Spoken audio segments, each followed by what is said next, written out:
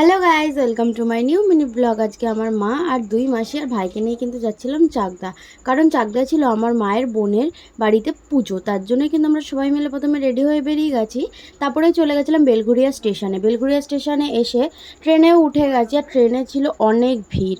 তার জন্য কিন্তু আমরা 1.5 ঘন্টা প্রায় দাঁড়িয়ে দাঁড়িয়েই পৌঁছে গেলাম চাকদাতে। তারপরে চাকদাতে নেমেই কিন্তু আমার আর আমার ভাইয়ের কিন্তু খুব জোরে খিদে পেয়ে গেছিলো, আর ভাইয়ের এই নাটক দেখে আমার ভীষণ হাসি পাচ্ছিলো। তারপরেই চলে গেছিলাম ফুলের দোকান, কারণ পুজো যেহেতু মালা তো নিতেই হবে। তারপরে মালা নিয়ে নিয়েছিলাম, এই মালাটা আমরা নিয়েছিলাম। তারপরে চলে গেছিলাম মিষ্টির দোকানে।